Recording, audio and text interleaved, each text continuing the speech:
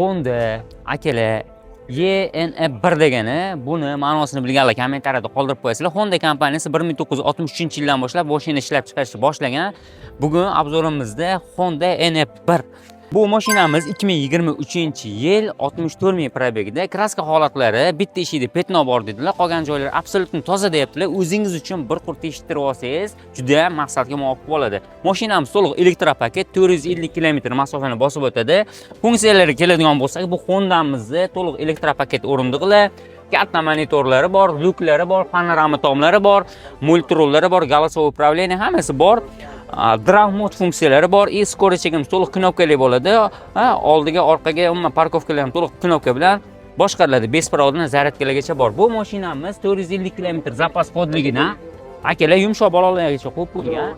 Bu mashina narxini egalari bilan talashib, tortishib 17.900 ga tushirib qo'ydik.